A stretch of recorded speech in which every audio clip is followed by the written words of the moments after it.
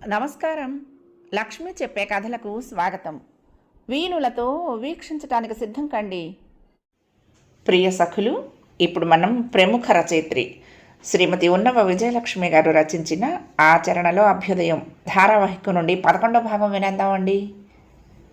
సాయంకాలం 5 గంటల వేళ గేటు తెరుచుకొని హుషారుగా అడుగులు వేసుకుంటూ లోపలికి నడిచి ఇంటి తలుపులు తట్టాడు మురళి. కళ్యాణి పలకటం, వస్తున్నా అని చెప్పటం ఏమీ వినిపించలేదు. కానీ కొన్ని క్షణాల తర్వాత తలుపులు తెరుచుకున్నాయి. తెరిచిన తలుపులకు ఎదురుగా ఒక్క క్షణం నిలబడి భర్త కళ్ళల్లోకి ఒకసారి ఎలాగో చూసి చటుక్కున లోపలికి వెళ్ళిపోయింది కళ్యాణి. తల దూకోలేదు, చీర మార్చుకోలేదు, మొహం కడుక్కోలేదు. పైగా ఇప్పటిదాకా ఏడ్చి ఇప్పుడే గబగబా కళ్ళు తుడుచుకొని వచ్చినట్లు ఎర్రటి జ్యోతుల్లాంటి కళ్ళు, చెంపల నిండా కన్నీటి చారికలు. మరొక్క క్షణం ఇక్కడ నిలబడి నోరు మెదిపి మాట్లాడబోతే దుఃఖం పొంగి వస్తుంది అన్నట్లు అలా గబుక్కన లోపలికి వెళ్ళిపోయింది.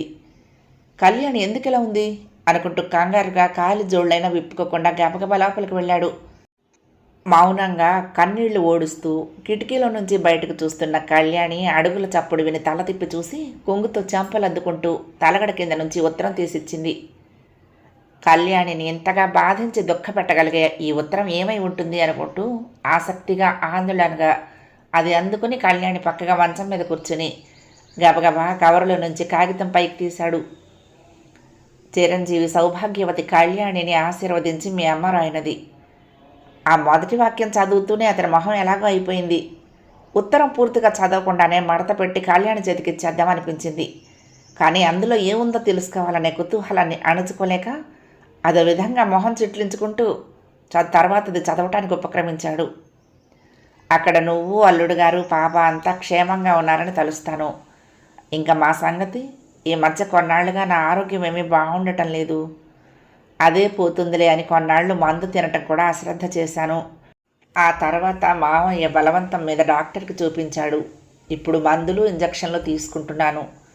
అయినా ఏమిటో నా ఆరోగ్యం కుదుట పడుతుందని, నేను ఎప్పట్లా లేచి తిరుగుతానని నాకెందుకో నమ్మకం కలగటం లేదు.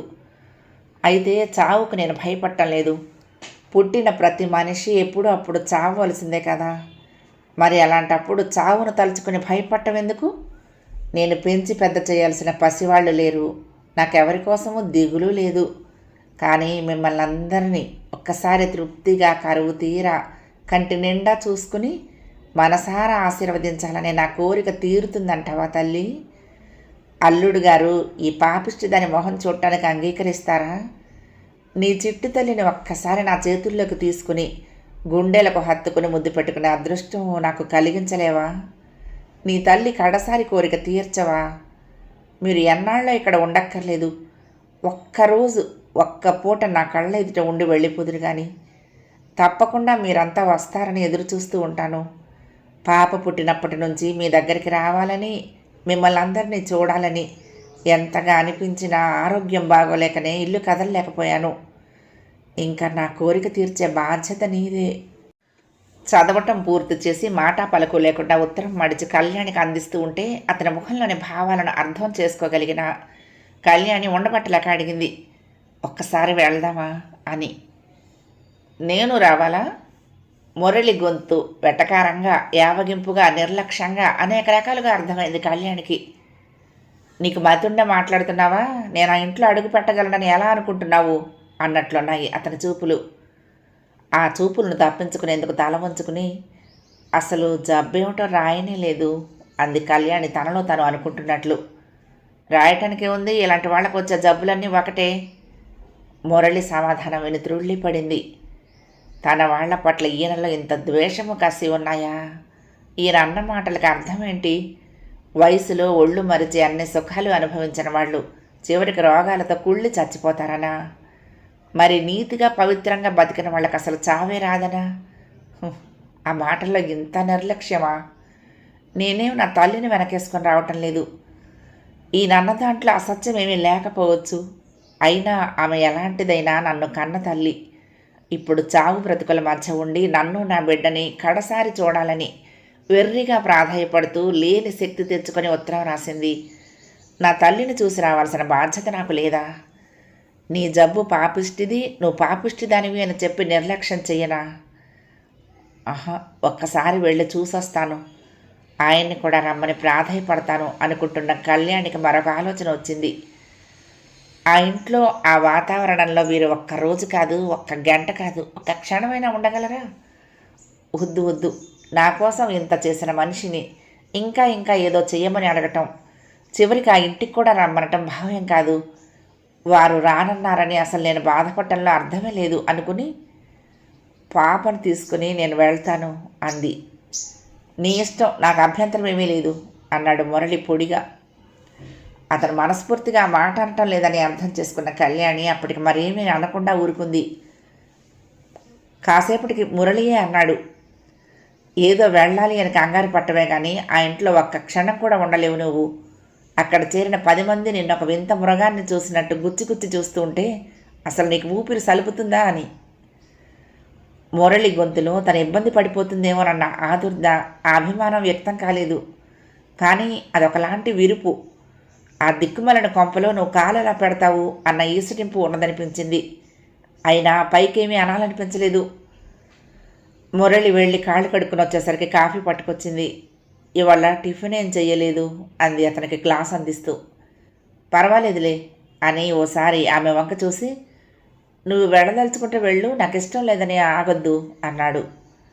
కళ్యాణి మౌనంగా తల ఊగించింది. అది వెళ్తానని చెప్పటమో వెళ్ళటం లేదని చెప్పటమో మురళికి అర్థం కాలేదు. అసలు కళ్యాణియే ఓ నిశ్చయానికి రాలేకపోతోంది. ఆయనకిష్టం లేదని స్పష్టంగా తెలుస్తోంది. అలాంటప్పుడు నేను వెళ్ళటం జరిగితే కోపం వస్తుందేమో. అసలే వారి మనసు ఏమిటో, ఒక్కొక్కసారి అది ఎంత దారుణంగా మారిపోతుందో బొత్తిగా అంతుపట్టదు. అలాంటప్పుడు వారి ఇష్టానికి వ్యతిరేకంగా ప్రవర్తిస్తే మళ్ళీ కలతలు గొడవలు ఏమైనా వస్తాయేమో. మరి అమ్మ, ఇప్పుడు ఆమెను వెళ్ళి చూడకపోతే జీవితంలో ఇంకా చూడటమే పడదేమో. కళ్యాణి బొగ్గల మీదకు కన్నీళ్లు జారిపడ్డాయి.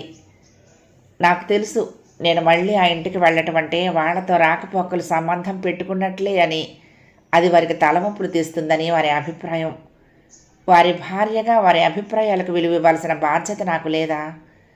మరణశయ్య మీద ఉండి కడసారి చూపు కోసం ప్రాధాయపడుతున్న కన్న తల్లి ఆరాటం తీర్చాల్సిన బాధ్యత నాకు లేదా? భగవంతుడా, ఏమిటి విషమ పరీక్ష! నేను ఇప్పుడు ఏం చెయ్యాలి అనుకుంటూ బొగ్గన చెయ్యానించుకొని అలాగే కూర్చుండిపోయింది. ఈ రాత్రి ట్రైన్కి వెళ్తావా, సామాను అది సర్దుకు అని అనాలనుకున్న మురళి నాకెందుకు ఈ గొడవ అన్నట్టు ఊరుకున్నాడు. ఇవాళ వెళ్తాను, రేపు ఒక్క పూట అక్కడ ఉండి మళ్ళీ వెంటనే రైలు ఎక్కి వచ్చేస్తాను అని అడగాలనుకున్న కళ్యాణి మోగబోయిన ఆంతర్యం నోరు మెదపనివ్వలేదు. ఆ వేళ గడిచిపోయింది. మర్నాడు గడిచిపోయింది. ఆ 3వ నాడు కళ్యాణి మరి ఉండబట్టలేక ఓ ఉత్తరం రాసి పడేసింది. ఆ సమాధానం చూసుకుని ఇక ఏమైనా సరే వెంటనే బయలుదేరాలని నిశ్చయించుకుంది. ఆ తర్వాత 4 రోజులు గడిచిపోయాయి. ఆ 4 రోజులు ఏ పూటకు ఆ పూట తన ఉత్తరానికి జవాబు వస్తుందని, తల్లి పరిస్థితి ఎలా ఉందో తెలుస్తుంది అని ఆత్రంగా పోస్టు కోసం ఎదురు చూడసాగింది. ఇవాళ వెళ్తానంటుందేమో, రేపు వెళ్తానంటుందేమో అనుకుంటూ ఏ రోజుకు ఆ రోజు సందిగ్ధంగానే గడిపాడు మురళి. ఆ వేళ సాయంకాలం ఆఫీసు నుండి త్వరగా వచ్చేశాడు. ఇద్దరు ఏమో కబుర్లు చెప్పుకుంటూ ఉంటే పాప ఆ ఊ అంటూ కబుర్లు చెప్తుంటే వింటూ కూర్చున్నారు.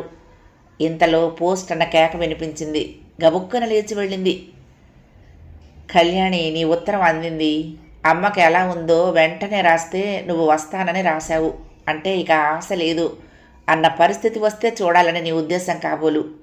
నిజమేలే, లేకపోతే మాలాంటి వాళ్ళ ఇళ్ళకి నువ్వు ఊరికే ఎందుకు వస్తావు? నువ్వు ఇప్పుడు చాలా గొప్పదానివి.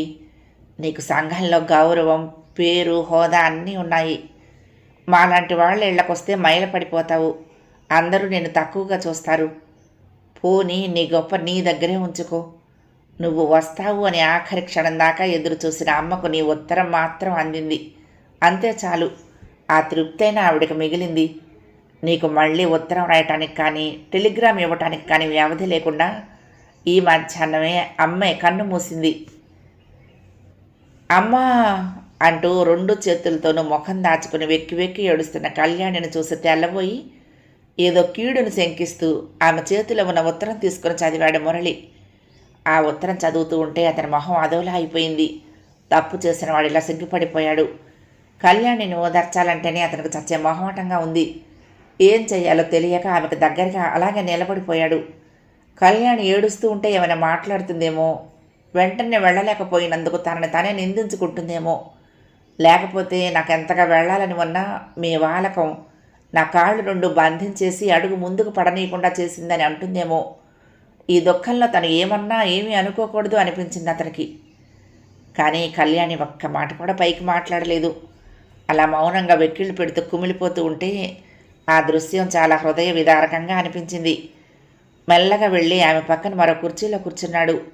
చాలాసేపు మౌనంగా ఉండి చివరికి ఎలాగో గొంతు పెగల్చుకుని, ఊరుకో కళ్యాణి, ఆవిడకి కాలం చెల్లిపోయింది, వెళ్ళిపోయింది.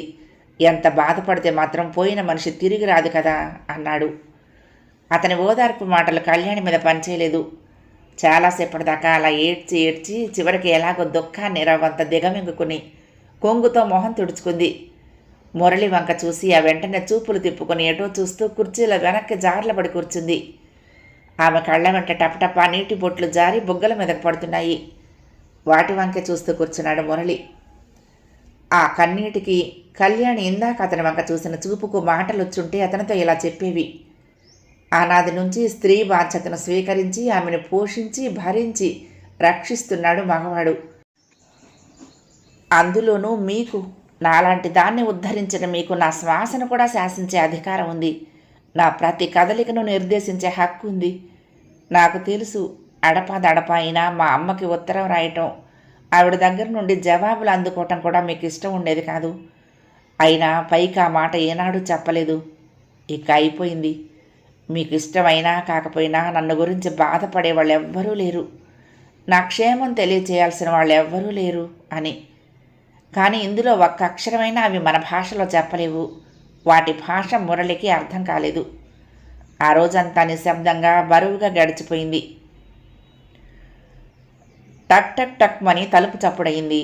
రామకి పౌడర్ అద్ది ముస్తాబు చేసి గౌను తొడగబోతున్న కళ్యాణి వీధి తలుపు తాడుతున్న చప్పుడు వినిపించి, మీ నాన్నారు ఇవాళ పెందలాడే వచ్చేశారు పాప అంటూ పాపని ముద్దు పెట్టుకుని, పాపని ఓ చేత్తోనూ తొడగబోతున్న గౌను మరొక చేత్తోనూ పట్టుకుని గదిలో నుంచి యువతలకి వచ్చి వీధి తలుపు తెరిచింది. అంతే, కళ్యాణి మొహంలో నవ్వు మాయమైపోయింది. ఎదురుగా నిలబడి ఉన్న వ్యక్తిని చూసి నిర్ఘాంతపోయి నిలబడింది. మురళి అనుకుని ఏదో చెప్పబోయిన మాటలు అలాగే మింగేయటమే కాకుండా ఆ వచ్చిన వ్యక్తిని పలకరించాలని కానీ లోపలికి రమ్మని ఆహ్వానించాలని కానీ తోచని దానిలా అలాగే నిల్చుండిపోయింది. ఏం నన్ను లోపలికి రానివ్వదలుచుకోలేదా? ఆహా కాదు, అదేం లేదు, రా. అప్పటికి కళ్యాణి నోరు పెగలి మాట రావటమే కాకుండా మనిషిలో కూడా చలనం వచ్చి 2 అడుగులు వెనక్కి వేసి ఆ వ్యక్తి లోపలికి రావడానికి దారిచ్చింది. ఇది నీ కూతురు కదూ? చనువుగా చేతులు చాచి పాపను అందుకోబోయిందామె. ఆ వచ్చింది కళ్యాణి అక్క వల్లి. కొత్త మనిషిని చూసి సిగ్గుపడుతూ తల వెనక్కి తిప్పేసుకుని తల్లి భుజం మీద వాలి పడుకుంది రమ. కొత్త బాగా ఉన్నట్లుంది, ఎన్నో నెల అంది వల్లి రమ వెన్ను తల నిమురుతూ. మిసమిసలాడుతున్న పచ్చటి ఒంటి మీద ఎర్ర బట్ట మీద పసుపు తెలుపు పువ్వులున్న లాగు, నల్లటి ఉంగరాల జుట్టు వల్లి కళ్ళనెట్టే ఆకట్టేసుకుంది రమ.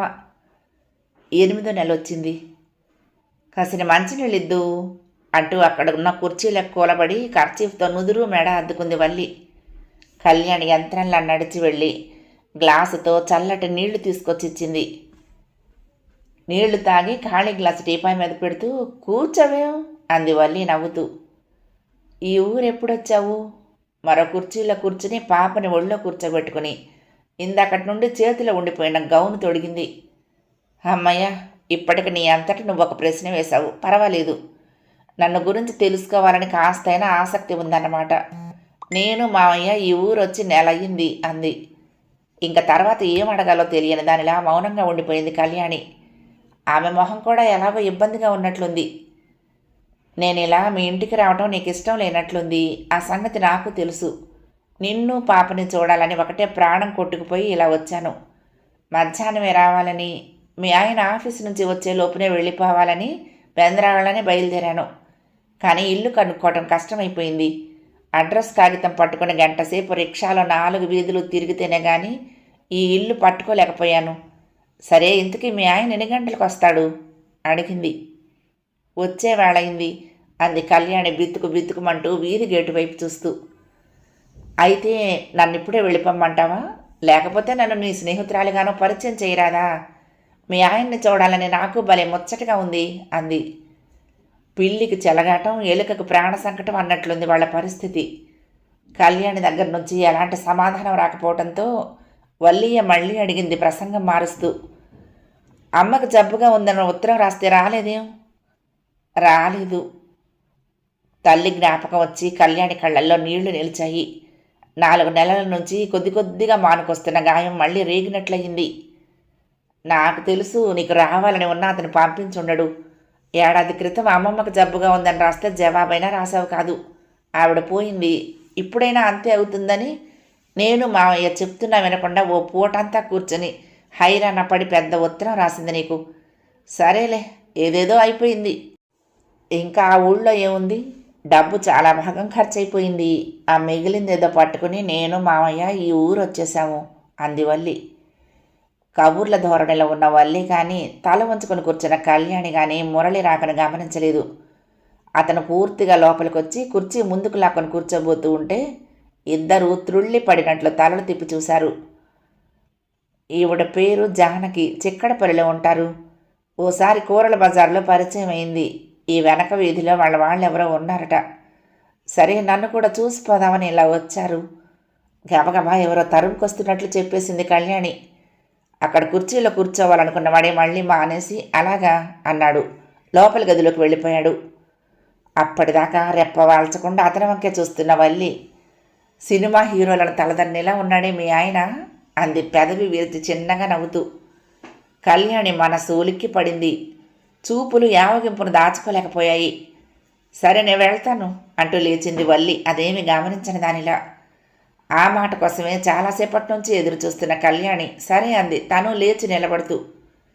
పాప 2 బొగ్గులు ముద్దు పెట్టుకుని కళ్యాణి కళ్ళల్లోకి దేనికోసమో వెతుక్కుంటున్న దానిలా ఓసారి చూసి గుమ్మం దాటింది వల్లి. మళ్ళీ ఎప్పుడైనా వస్తాను అని చెప్పాలనుకున్న వల్లి, ఇంకెప్పుడు మా ఇంటికి రాకు అని చెప్పాలనుకున్న కళ్యాణి ఇద్దరూ కూడా ఆ మాటలు నోట్లోనే మింగేశారు. భర్తతో అలా అబద్ధం చెప్పినందుకు ఎలాగో అనిపించినా నిజం చెప్పి మళ్ళీ ఏవో గొడవలు సృష్టించి మనసు నలగ కొట్టుకోవటం కన్నా ఇదే నయం అనుకుంటూ లోపలికి వెళ్ళింది. టిఫిన్ తీసుకుందాం రండి అంటూ టేబుల్ మీద అన్ని సర్ది పెట్టి పిలిచింది కళ్యాణి. మురళి మాట్లాడకుండా గదిలో నుంచి వదిలికొచ్చాడు. కళ్యాణికి ఏమిటో భయంగా ఉంది. అతని ముభావం గాంభీర్యం చూస్తూ ఉంటే అతన్ని పలకరించి కబుర్లు చెప్పే సాహసం బొత్తిగా లేకుండా పోయింది. ఆవిడ మీ అక్క కదూ? ఉన్నట్లుండి మురళి నోట్లో నుంచి ఊడిపడ్డ మాటతో కళ్యాణి ఉలిక్కిపడి అవును అన్నట్లు తాళాడించింది. మరి ఎక్కడో చిక్కడపల్లిలో కలిసిందని అదని ఇదని అన్ని అబద్ధాలు ఎందుకు చెప్పావు? నిలదీస్తున్నట్లే అడిగాడు. కళ్యాణికి వెంటనే ఏం చెప్పాలో తోచలేదు. ఎన్నాళ్ళ నుంచి ఆవిడ మన ఇంటికి రాకపోకలు సాగిస్తోంది. ఇవాళే మొదటిసారిగా ఇల్లు వెతుక్కుంటూ వచ్చింది. నేను నమ్మను. పోనీ నీ మాట నిజమనుకుందాము. అయినా ఆవిడెవరో స్పష్టంగా చెప్పేస్తే సరిపోయేదిగా. ఆవిడ మాటలు కొన్ని నా చెవిన పడటం వల్ల మీ ఇద్దరిలో స్పష్టంగా కనిపిస్తున్న పోలికల వల్ల నేను గ్రహించగలిగాను. అయినా అబద్ధం చెప్పి నన్ను మభ్యపెట్టడంలో నీ ఉద్దేశం ఏమిటి? నిలదీసి అడుగుతున్నట్లే ఉంది అతని గొంతు. తానెవరో తెలిస్తే మీరు అసహించుకుంటారని, ఆగ్రహపడతారని అపరాధిలా తల ఉంచుకొని బల్ల మీద చేత్తో నిమృతు చెప్పింది. నాకు ఆగ్రహం, అసహ్యం సరే, నీకెలాంటి అభిప్రాయం ఉంది ఆవిడ మీద? అయినా అది నీ నోటితో ఏం చెప్తావులే. ఎంతైనా అక్క కదూ, ఆ మాత్రం అభిమానం ఉండకపోతుందా? మురళి గొంతులో వెటకారం. నా అభిప్రాయాన్ని, నా మనసును మీరు అర్థం చేసుకుంటారనుకుంటాను. ఆ ధైర్యంతోనే కదూ నోటికొచ్చినట్టల్లా అబద్ధాలు కల్పించి చెప్పావు. నేను నువ్వు చెప్పిందల్లా వెర్రి వెధవలా నమ్మేస్తానని, మీ అక్క ఆడే నాటకాలు నేను గ్రహించలేనని, ఆవిడ రహస్యం ఎప్పటికీ దాగే ఉంటుందని. ఏమండి, నన్ను కొంచెం చెప్పనివ్వండి. మనసు శరీరము కూడా బాధతో లొంగలు చుట్టుకుపోతున్నట్టుగా ఉంది కళ్యాణి గొంతు. ఏమి చెప్పక్కర్లేదు. మురళి కోపంగా టిఫిన్ ప్లేటు ముందుకు తోసి లేచి వెళ్ళిపోయాడు. పడిపోయింది కళ్యాణి కొంచెంసేపు. మామూలు రోజుల్లోనే క్షణానికి ఒక రకంగా మారుతూ ఉండే భర్త మనసుని, ప్రవర్తనను గుర్తుకు తెచ్చుకుంటూ ఇవాళ ఇలా జరగటంలో వింత ఏమీ లేదు అనుకుని ఓ నెట్టూర్పు విడిచింది. కానీ ఎంత మర్చిపోదామని అనుకున్నా అతనన్న చివరి మాటలు ఉండి ఉండి గుర్తుకొచ్చి ఏదో పదునైన ఆయుధంతో గుండెలు చీల్చేస్తున్నంత బాధ కలిగింది. తన అన్న మాటల వలన ఎదుటి మనిషి మనసు గాయపడుతుంది అన్న ఆలోచనే ఈయనకు రాదా? నేను ఇలా అబద్ధం చెప్పడం పొరపాటు అయ్యిందేమో అనుకుంది మళ్ళీ. మధ్యాహ్నం 2 గంటలు కావస్తోంది. క్యాంటీన్లో టిఫిన్ కాఫీ సేవించి తాపీగా కబుర్లు చెప్పుకుంటూ సిగరెట్లు కాల్చుకుంటూ మెల్లిగా నడుస్తూ ఒక్కొక్కరే ఆఫీసుకు తిరిగి వస్తున్నారు. ఆఫీస్ వరండా మీద నిలబడి సిగరెట్ ఆఖరి దమ్ము పీల్చి అది అవతల పారేసి లోపలికి వచ్చాడు రమణమూర్తి. మరొక కాఫీ కప్ అయినా వచ్చేదిగా, ఆ పావలా కాసు ఆ ముష్టిదాని చేతిలో పడేసావెందుకు అన్నాడు అవధానితో. పోనిద్దు, తెల్లారు లేచిన దగ్గర నుంచి అలాంటి కాఫీలు బోలెడు తాగుతూ ఉంటాము. దానివల్ల 1 గంట సేపు కూడా త్రాణం ఉండదు. పాపం ఆ బిచ్చకత్తి ఆ డబ్బుతో ఏ రొట్టెనో కొనుక్కుంటే ఓ పూట కడుపు నిండుతుంది. అలాగని ముష్టి వాళ్ళందరికీ అన్ని పూటలు మనం పెట్టలేమనుకో. ఆ పసిగుడ్డును చేతిలో పెట్టుకుని అలా ఎండలో నిలబడి అడుక్కుంటున్నా ఆ మనిషిని చూస్తే ఏమిటో జాలేసింది. ఈ ముష్టి వాళ్ళని నమ్మకూడదు అవధాని. పాపం ఒంటి మీద సరైన గుడ్డ లేకుండా తిరుగుతున్న ఓ ముష్టిదానికి మా ఆవిడ ఓ పాత చేరిచ్చింది. కానీ 4 రోజులకి మళ్ళీ ఓ పొయ్యిలకి కట్టుకుని వచ్చింది ఆ ముష్టిది అడుక్కోవటానికి. దీనికేమంటావు అన్నాడు రమణమూర్తి. ఆ ముష్టి వాళ్ళ గుంపులోకి ఒక కత్తి మంచి చీర కట్టుకుని వెళ్తే మిగిలిన వాళ్ళు చూస్తూ ఊరుకుంటారా? దాన్ని లాక్కొని చివరికి ముక్కలు చేసి తలోటి తీసుకుని ఉంటారు అన్నాడు అవధాని. అది కాదు అసలు సంగతి. అది అసలు వాళ్ళ గూడెం దాకా వెళ్ళుంటుందా? దారిలోనే ఎవరికో రూపాయికో అర్ధకో అమ్మేసి ఉంటుంది అన్నాడు కామేశ్వరరావు. అదేమీ కాదయ్యా, పువ్వుల చీరలో ముస్తాబై అడుక్కోవటానికి వస్తే ఎవరు ఏమీ ఇవ్వరని అదే ఆ చీర దాచేసుకుని మళ్ళీ అలా తయారై ఉంటుంది అన్నాడు రమణమూర్తి. ఏమో మరి, నాకు తోచింది ఒక్కటే, ఆ ముష్టి అడుక్కోవటం అనేది దానికి చిన్నప్పటి నుంచి అలవాటైపోయి ఉంటుంది. దాని తండ్రి ముష్టివాడు, తల్లి ముష్టిది. దాని రక్తంలో ఆ అడుక్కు తినే గుణం జీర్ణించుకుపోయింది. ఇవాళ దానికి అవసరానికి మించి ఇచ్చినా అడుక్కోవటం మానలేదు. అది ఆ నీచపు బుద్ధి వాళ్లలో నశించదు చేదరించుకున్నట్లుగా అన్నాడు వీర్రాజు. అందరూ అంతేనంటారా అన్నాడు జగన్నాథం. మరి కాకపోతే ఏంటి? కనకపు సింహాసనం సునకమున కూర్చుండబెట్టి అని పద్యం వినలే? మన వాళ్ళు హెరిడిటీ రక్త సంబంధం అంటూ ఎందుకన్నారు? పోలికలు బుద్ధులు అన్నీ వంశపారంపర్యంగానే వస్తాయి అన్నాడు వీర్రాజు అంతటితో ఆ సంభాషణ ముగిస్తూ. కానీ మురళి బుర్ర మాత్రం దాని గురించే ఆలోచిస్తూ ఆ సంభాషణలోని ప్రతి అక్షరం మననం చేసుకోవడానికి ప్రయత్నిస్తోంది. వీర్రాజు ఆ మాటల్ని ఏ ఉద్దేశంతోనూ అనలేదు. వాటిలో వ్యంగ్యం కానీ ఎత్తిపొడుపు కానీ లేదు. మిగిలిన వాళ్ళెవరూ కూడా వాటికి మరే అర్థాలు వెతకలేదు. కానీ మురళికి మాత్రం అదొక విసురులా వచ్చి సూటిగా గుండెలకు తగిలింది. మనిషిలో ఒక లోపం ఉండి తను ఎందులోనైనా తక్కువగా ఉన్నానని కానీ, లేకపోతే ఎవరైనా వేలెత్తి చూపించగలిగే అంశం ఏదైనా తనలో ఉందని కానీ అనుకున్నప్పుడు ఏ పక్క నుంచైనా ఎలాంటి విమర్శలైనా విసురులైనా వినిపిస్తాయేమో అన్నట్లు అలా చెవులు రెక్కించుకుని కూర్చుంటాడు. అవతలి వాళ్ళు ఆ ఉద్దేశంతో అన్నా అనకపోయినా ప్రతి విషయాన్ని తన పరిస్థితికి అన్వయించుకుంటూ బాధపడతాడు. ఆ బలహీనతను జయించగలిగే వాళ్ళు అక్కడక్కడ ఉంటారు. కానీ మురళికి అది చేత కాలేదు. ఇంకా చెప్పాలంటే సరిగ్గా అలాంటి ప్రశ్నే కొన్నాళ్లుగా అతన్ని వేధిస్తోంది.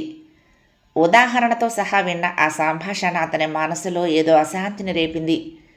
తర్వాత కొద్ది రోజులు గడిచినా అతను ఏదో విధమైన అస్థిమితంతో చిరాకుతో సతమతమవుతూనే ఉన్నాడు. సరిగ్గా అలాంటి రోజుల్లోనే ఓ సంఘటన జరిగింది. ఆ ఉదయం నిద్ర లేచేసరికి మురళికి తలనొప్పిగా ఉన్నట్లు అనిపించింది. అదే పోతుందిలే అనుకుని లేచి స్నానం అది చేసి భోజనం చేసి ఆఫీస్కి వెళ్ళిపోయాడు.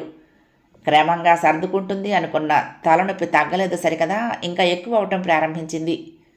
మేనేజర్తో అవసరమైన విషయాలను గురించి మాట్లాడటం, టైపిస్ట్కి ఉత్తరాలు డిక్టేట్ చేయటం అయ్యేసరికి మరీ విపరీతంగా నొప్పి ఎక్కువై ఆఫీసులో కూర్చోవటం సాధ్యం కాదనిపించింది. అయినా కాస్త అర్జెంటు పని ఉండిపోవటంతో ప్యూన్ చేత ఓ తలనొప్పి మాత్ర ఓ కప్పు కాఫీ తెప్పించుకుని కాఫీ తాగాడు.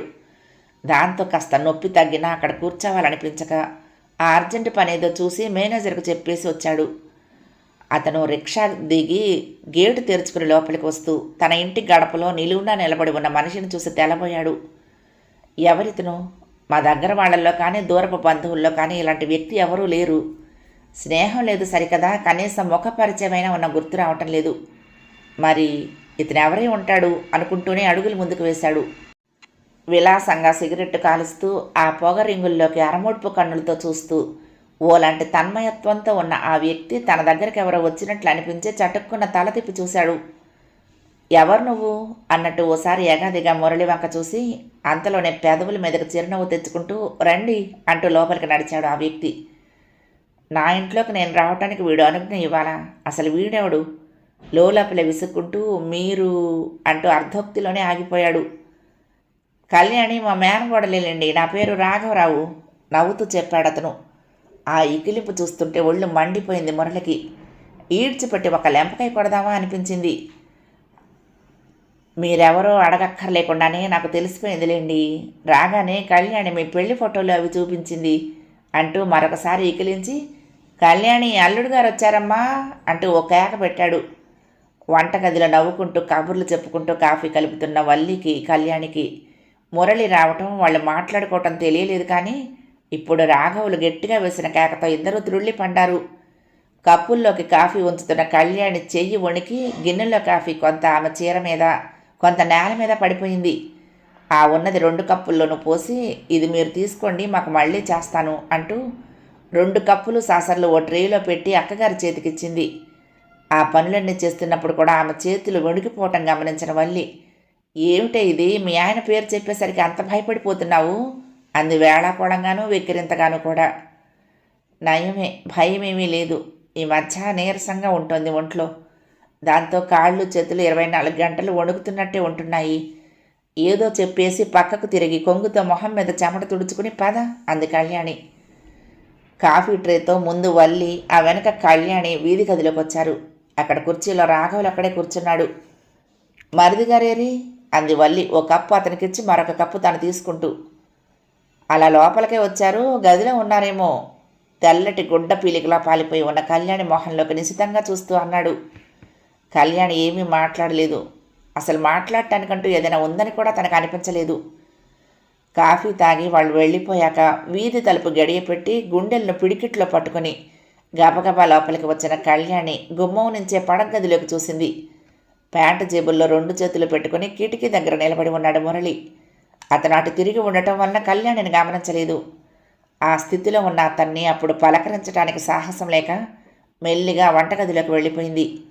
మళ్ళీ నీళ్లు కాచి డికాక్షన్ వేసి కాఫీ కలిపేసరికి ఆలస్యమవుతుందని గబగబా నెస్కాఫే కాఫీ 2 కప్పులతో కలిపి గదిలోకి తీసుకువెళ్ళింది. ఇప్పటికి తెమిలిందన్నమాట. కిటికీ దగ్గర నుంచి కదిలి రాకుండానే అన్నాడు. ఏదో మాట్లాడబోయి చేతకాక ఆ మాటలతో పాటు ఓ గుటకను కూడా మింగి కప్పు అందించబోయింది. ఇప్పుడేం అక్కర్లేదు, అక్కడ పెట్టు అన్నాడు. ఎంతసేపు అయింది వీళ్ళొచ్చి? ముడుచుకున్న కనుబొమ్మలు, తీక్షణంగా ఉన్న చూపులు, దూకుడుగా వస్తున్న మాటలు. అతని ధోరణి ఓ పక్క నుంచి కంగారు పెట్టేస్తున్నా. ఇప్పుడే ఓ అరగంట అయిందేమో అంది.